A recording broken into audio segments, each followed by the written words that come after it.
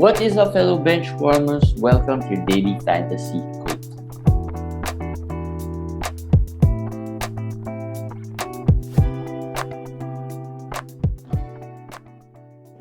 Hey guys, what's up? Judgment Day of Week 1. I'm your host JJT with Pamish Eric. Pamish, Judgment Day. What are your thoughts? How did you do today? Got lucky today, I think. Most of the close matchups I did get. I did lose one. And then the other I was able to tie 2-7, supposedly 2-7 series. We came 4-4, so I'm happy with that. So streaming helps.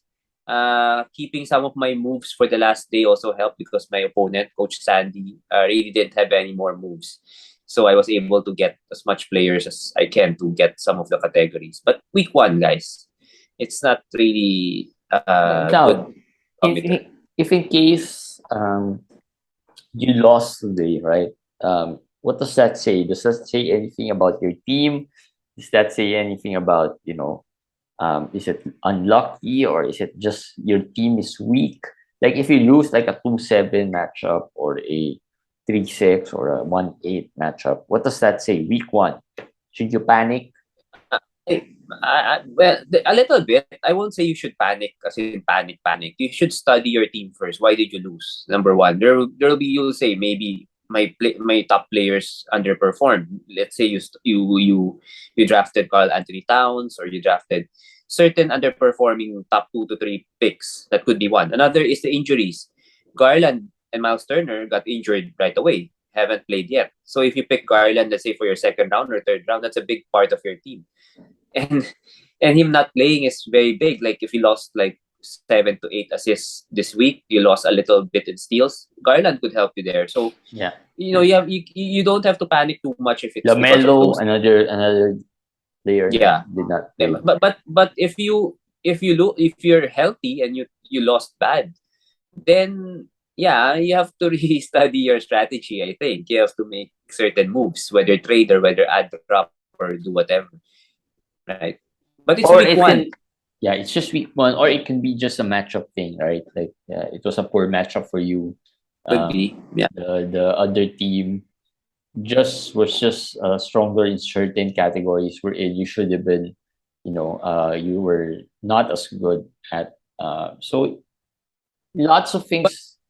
but the thing you're saying also, you have to think also, if you're supposed to be strong in these categories and you lost to someone, that Yeah, means someone is stronger in yeah. those categories, and that means it's not enough. What you have is not enough. So you have to reinforce those categories that you built around more. So that's one thing you can take out of this week one. I'm just saying it's week one because there's less games. There are two days with 2 games. There's one day with no games, so it's not really a complete week, so to speak. Week two, we'll see really Two who's and top, three, I who's think, not. would 2 and 3 weeks. 2 and 3 would determine how is your team really strong or is your team really bad. I mean, week 1, there's just some stuff on the schedule that maybe you have lesser games because there it can be a little bit of the scheduling thing, right? It could also be a little bit of Yeah, the scheduling team. You didn't stream as much. Maybe you didn't use your moves because you wanted to see if certain players can still perform or bounce back from poor performances. That could play a role as well. So, but I think week 2, week 3, um, that's a better gauge of what your team would be, especially if you keep losing on particular stats, right? That you were supposed to be, like you said, supposed to be strong at. Also, week 2 schedule is up already in the Facebook page. The podcast for that is already up in the YouTube channel. So in case you want to listen in, watch, or read about it, it's in our Facebook page already. Someone was requesting a website where it's easier to read or share. Maybe we'll work on that as well because you can share it in different platforms. The challenge with the Facebook thing is that you can only share it within Facebook. It's hard to share it in other platforms. Anyway, we'll work on that as the season goes along. Um, Feel good players. Dame Lillard He is Yeah, back to back, back to back 40-point games, and he and didn't miss a game in those back to back, right? So that's a yes, no, plus. no, it was not back to back as in back to back, but two straight Did games, they two have a straight game games. to They yesterday? will have a game tomorrow. So Oh tomorrow will yeah. be back to back. So Sorry, I'm tomorrow sorry. we I forgot. tomorrow I thought they had a game yesterday. no, tomorrow we will see if he's gonna play that game. But this is impressive because the Lakers, as bad as they are, they're one of the best defensive teams this year so far. They're top two in defensive rating. So It was a they're not crazy game. If you didn't watch a it, good team, yeah. I So mean, yeah, Russell Lillard's back. Westbrook. I mean, I don't want to put Russell Westbrook in that scapegoat, but I don't know. I don't know what happened. Lakers were leading all the way in the fourth. They were up by one, and then 27 seconds to go, 18 seconds on the shot clock. Westbrook brings down the ball, takes a mid-range shot that missed. And then when he was interviewed after the game, he said that he was looking for a 2-for-1 situation, which is crazy because you only do that at the end of a half or a quarter, not at the end of a game when you're up and you can just, No, you only do that when you're down. down Usually, and right? also that's really 2-for-1 is more of to maximize possessions, right? To get Yeah. another possession to score. That's not done at the end of a game because at the end of the game your goal is to win already, like Yeah. preserve the victory. So I don't know. I don't, as you said, I don't want to pile on Russell Westbrook anymore, but clearly this is a situation that has already reached its climax, I guess, of the movie. We're about to see the big protagonists fight each other. I don't know. Darvin Ham seems very irritated already with Westbrook. He said something today about Westbrook, so it's about to go down. It's about to Yeah, go we don't down. want to overshadow Dame Lillard, but of course, our feel good player for today is Dame Lillard. Yes. Solid. We talked about this during drafts that he he might have been drafted a little too low just because of yet last season, what happened last season, wherein he got injured and all. He usually is a top 8, top 9 guy. This year he got picked around the late, around 10, 11, 12, even the last couple That's of picks. actually 10, 11, 12 is okay, but he was being picked even lower than that in the Yeah. second round, like 15, 16, 17. But if you listen to us, you did say we prefer him over our worthy player for today, which is Karl Anthony-Towns. Well, I don't have any Towns stock. I don't think you have. I don't know if I have one. oh, you have one, but we didn't really like him coming to the season, and so far it's not been good after 1 week. But Well, hopefully it turns here's the thing: he's not been first round good, so not that's even second round good. yeah. He's not even in the top But 50 so far. he's not like bad. For his Um, standards, he's bad, but he's still contributing in certain, I guess, certain uh, aspects. It's just not. he's outside the top 100 so far, but it's just a 3-game sample size. So yeah, he'll be better than this. But what's worrying me is the shooting. I mean, the way he's playing, the He's way shooting things too are. much threes. Yes, and we worried about the rebounds. We worried about the blocks, and you see Gobert is like gobbling all the rebounds for No, the that's Wolves. fine. But offensively, I think he should, at least from time to time, just post up a bit. I mean, this reminds me of the 3-point shooting Joel Embiid, what, 2, 3 years ago. This is what's happening to Karl Anthony-Towns. I mean, instead of posting up, he does the laziest thing and just wait outside and just try to. And he doesn't even post up anymore. He just goes front to the basket, try to drive. He plays like a guard these days. Yeah, He tries to he play like a guard these days. he is shooting 36% from the Yeah, field. the He's field goal is rebound bad. rebounding 7 a game, and he has not had a block this year. So and turnovers are up 3.7 because as I said, when you watch games, you have to watch games. When you watch games, he's basically a point center for them at Yeah, the time. And that is not really why we pick him in the first round. If he's going to be this kind of a center, he's not even a second rounder for me because if we look into the stats, I mean, 7 rebounds per game is tolerable. I mean, we know that he's gonna mm, drop. I mean, Yeah. we know it was going to drop, right? We know it was going to drop. I think the biggest disappointment for him is the scoring has been way down. Is down. Way Yes. down. I mean, the Way down. rebounding, we know he probably won't average 10 rebounds just because, Gobert is there.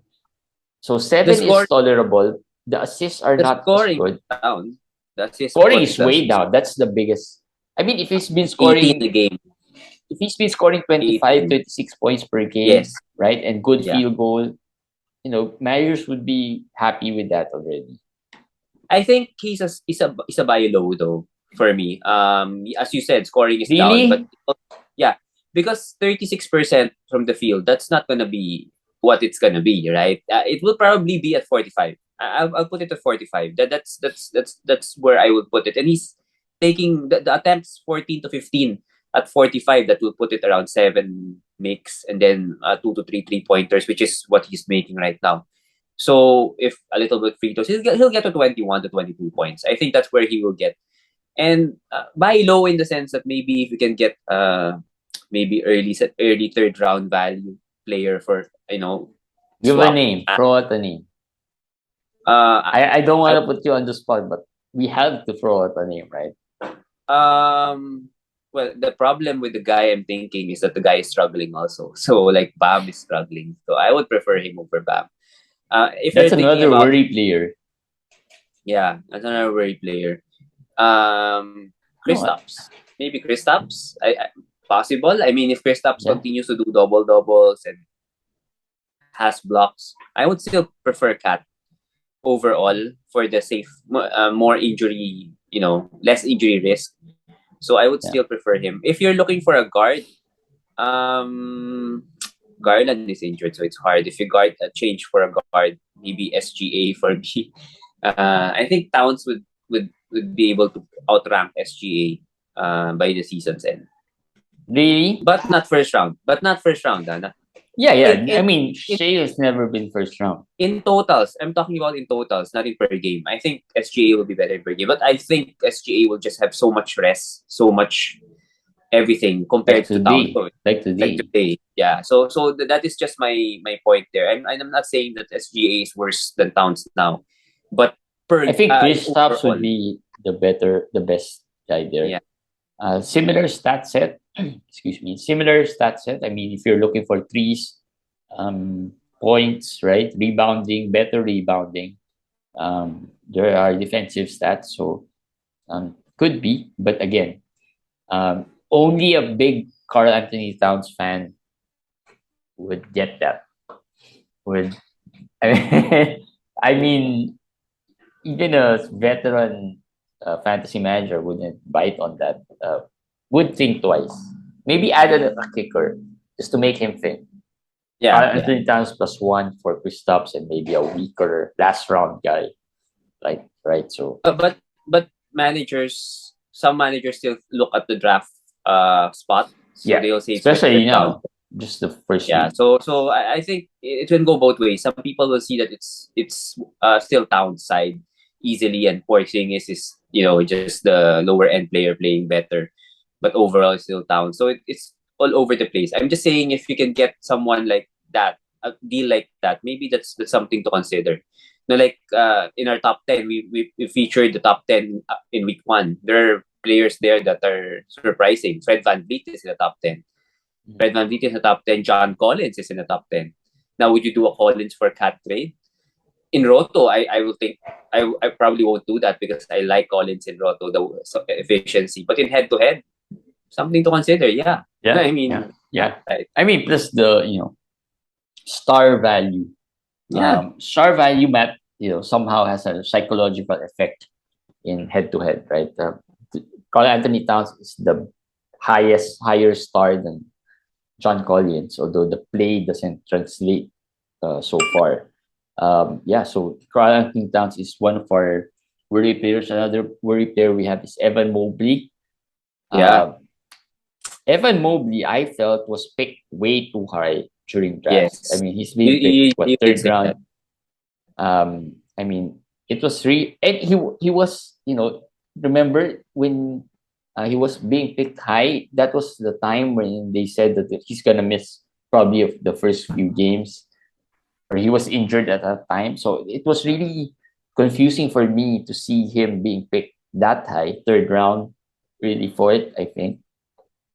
Yeah, you did say he was being picked a little high, and I also do not have much of Mobley because I really also felt. Yeah, I like him. I like the fantasy game, but if you're gonna pick him third round, I can't beat that. And Donovan's entry, as I said, was one thing that worried me. But still, this is not what Mobley will be. I mean, 13 points, 5 rebounds. That's not. I think this is really playing not to his potential yet. So it's not going to be as good as what managers might have thought, but it's not this bad. It's not this bad, I think, for Mobley. And the good news is he's been making his free throws. He was 6 out of 6 today. Yeah. So overall, he's 11 out of 12 for the season. So that's good if you can continue that. Yeah, I think Mobley will get. Hopefully, the rebounds will go higher, and he'll be fine. He'll be fine, but not again another buy low player for me. Yeah. Evan Mobley. No, but it's hard to buy low on him now. I mean, Yeah, there are panicking managers. I mean, for no, but sure, right? like I said, managers were picking him high, and if they picked him high, that means he really loves them. And what are the chances that they'll let go of him? Players like Mobley are, they have a following in fantasy. If players like that are picked high, that means they really love the Mobley, and I don't think you'll be able to trade. I'll give an example of Josh Giddey. I mean, Mobley or Giddey. Giddey is playing better. Giddey is in the top, I think, 20 or 30 right now so far. Playing well, although he did get injured. But I would think Mobley would be the guy I would choose. Yeah. I will choose Mobley because, again, Cavs are fighting for position. I'll sleep soundly at night. Giddey, well, let's see. This is a litmus test. So it's a wrong time to propose a Giddy trade just because he got injured today, and that's a good segue to our next part here in this quickie. Yeah. Do we have other worry players that I missed out? The others we talked about already. Yeah, if you the lower end guys. Sabonis played better, but he was benched, so people are wondering where will Sean Holmes suddenly get some minutes from Sabonis. My answer there is maybe not today. Warriors really bad matchup for him, but I think the good news is at least he did play better in the 22 minutes stats wise, not the real basketball sense wise. He was benched because defensively he couldn't stay with the Warriors. So Sabonis is a worry player a bit. No, and then the injuries. Well, I think you're gonna mention the injuries. We'll segue to the injuries now. Major injuries happened today. But first, let's talk about Shea. Come on, Zion. That's not a major injury. I mean, for him, but major. I mean, not major injury, big names. But it's big names, right? Yeah. It's big deal for fantasy managers. But let's start off with Shea. Yeah. Back to back. I don't even know. Maybe this year would be the hips, right? I mean, what did they say? Hip something? Yeah, was it hip? I don't know. Hip soreness, maybe. Yeah, something like that. Is it hip or the back? I actually don't know. When I saw him, I saw that he didn't play. I just assumed that it's a rest. But of course, like Al Horford yesterday, lower back stiffness. But today he said he's okay already. So that's just rest. So I think for SGA, it's the same thing. It's just rest. The big thing here is we have to count the number of back-to-backs of OKC if SGA is not going to play in majority of them. I wouldn't say he's not gonna play in all of them. I think there's a chance he plays in some. And Kawhi. In fairness to SGA, he got injured before the season, and maybe this is something that they try to load manage him on just because he got injured. I mean, he wasn't supposed to play on the opener. Possible. Yet he did. So I think let's just be a little more positive and about this load management thing and just treat it like, he got injured, so let's relax. It's just the first week. Kawhi played just 21 minutes. Not really surprising, but annoying in the sense that, he's been out for more than a year now. And still playing 21 minutes as he comes back. So Um, It's gonna be slow process for Kawhi. yeah, And for and they're SGA, winning. Oh, they yeah, lost today, but they I lost mean, today. it's But not really a concerning loss. yes, they go for Kawhi, it's slow process. For SGA, you're correct. It might still be a recovery. Now we will see what they will do with Giddy. If they take like weeks for Giddy to come back Right. from it seems like a minor ankle injury, then that is alarm bells, ringing already for us, because this is just the start of the season. What will happen at the end of the season? So, and Yeah. then every player we forgot is Poku. Since we're in the OKC conversation, he was almost benched today. Basically, was benched today. The rotation is all over the place. People asking who to add there. I can't recommend anybody in Yeah, we OKC right just now. recommended adding Basley, I think, yesterday. Yeah, I But streamed him today, and he but he got four didn't minutes. play 4 minutes. So annoying to get those guys. You mentioned Giddy, so let's wait and see. You probably won't drop him anyway. Terry Rozier missed today's game as expected, and DSJ Dennis Smith Jr. Yes, yes. played a Yeah. decent game. I mean, not the Terry Rozier level, but 3 steals would be nice. Was Here's nice. JJT again, the high What? standard of JJT. DSJ played a great game, I think, for his. I mean, you just picked him up in the waiver wire. I mean, I that's know, that's. I know. What did he do? All right, he had 18. All right, he played a great I game. mean, I I, mean, I I thought he had 14 points. The last time I saw him, he had 14 points. I said, 14 points, but but for our new listeners, this is really JJT. I mean, he's a very hard to please. hard, hard to please manager. So if he's pleased with the player, you really have to pick that player out, because imagine picking up DSJ and he performs like today, and you say not as good, not yet enough. Yeah, not enough. Hard to be the daughter or the But son of JJT. but he You know, played. He played he well. played I take that back. I take that back. He played well. 18 points, 6 assists, 2 rebounds, 3 steals, and 1 block. So solid that's across the board. that's Ano ba? enough. And That's enough. the best part is that he shot 8 of 16, which is very Yes. uncharacteristic of Dennis Smith Jr. But yeah, looks like he is trending up. He could be a hold even when No. that Rozier comes back.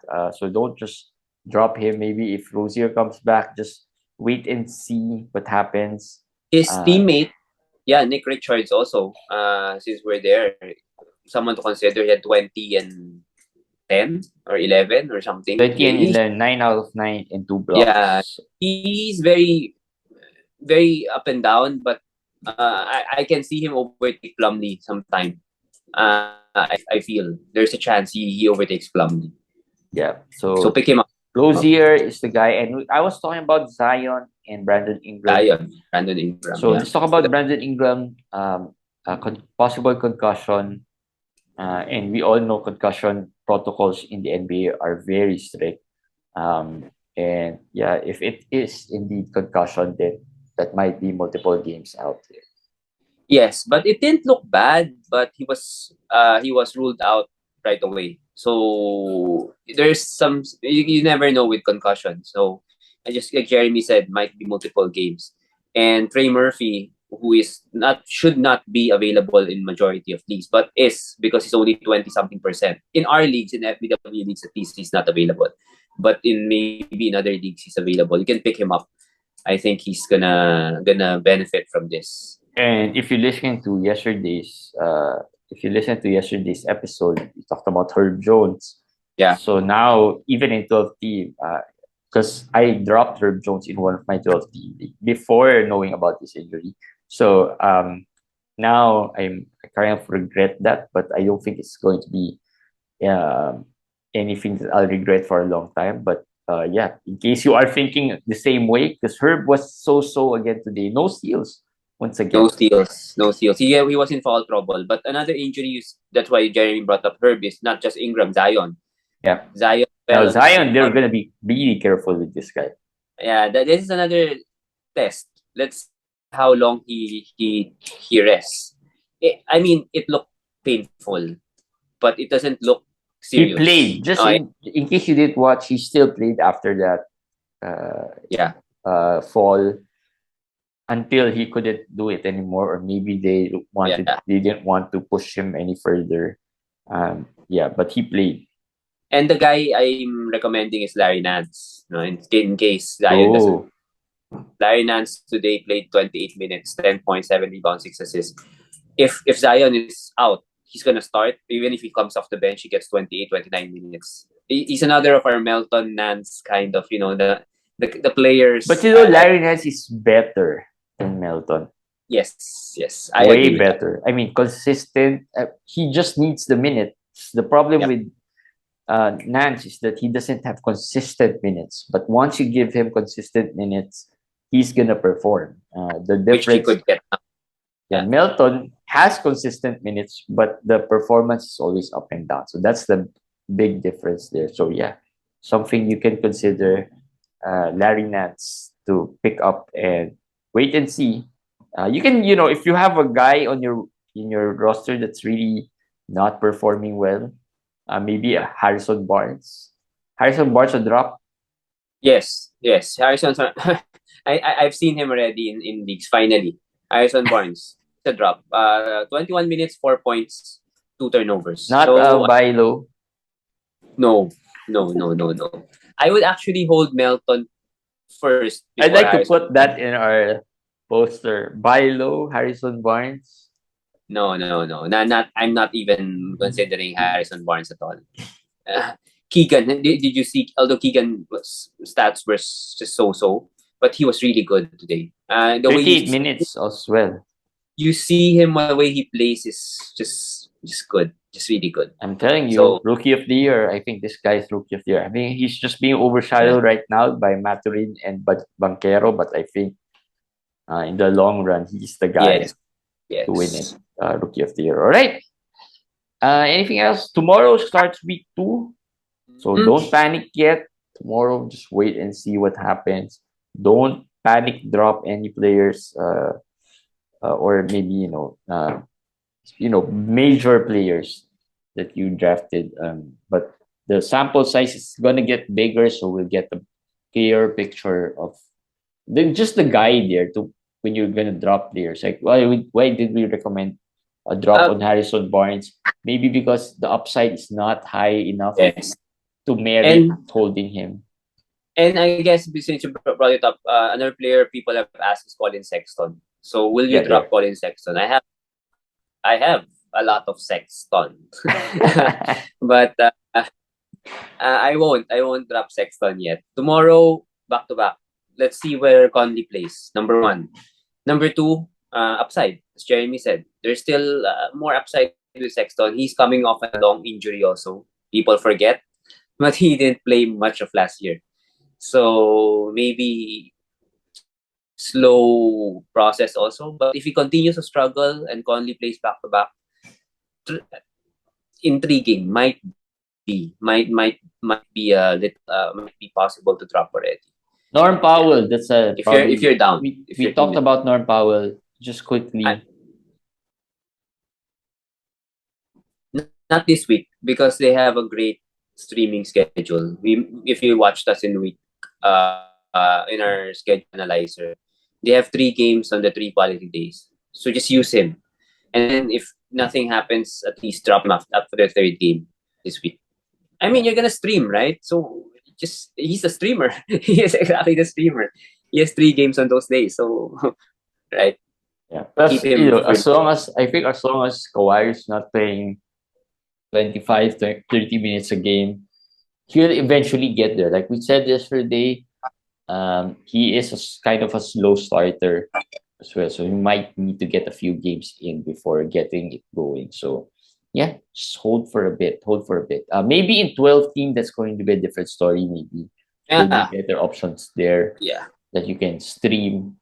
But in 14 team, I think he is still a hold. Harrison Barnes, I think even in 12 team, he is. You can drop him. Yeah, you can drop him. Because there are emerging players as well, like Noel. We've been talking about Noel. Jaden Noel for the past few days already. Lonnie Walker. Yeah, Lonnie Walker. We talked about Noel even after the first game. I think just because of the quick per minute stats that he can provide. Today he had 28 minutes? I have 24 minutes. I think the minutes got a little higher as well, and he played well. At Jalen McDaniels of Charlotte, because of the injury to Rozier, he got 24 minutes. Stats was just okay, but someone to consider also. He gets steals, he gets threes. So there, Jalen. All right, that's it for Quickie. Anyway, we'll be here the whole year, and we'll be talking about fantasy basketball for the whole year. So we don't want to keep it too long. But hopefully you'll be able to subscribe to our channel, Fantasy Benchwarmers. Follow us on Facebook, Fantasy Benchwarmers. Join our Facebook group, NBA Fantasy Locker Room by Fantasy Benchwarmers. And follow us on Twitter. What's your Twitter handle? At FBW_com_Eric. So just we'll post it in the description. And of course, the Fantasy Benchwarmers Twitter page is FBW_podcast. So yeah, that's it. We'll see you guys again tomorrow. Congratulations to those who won week 1, and if you lost week 1, well, there's always the next week. Bye guys.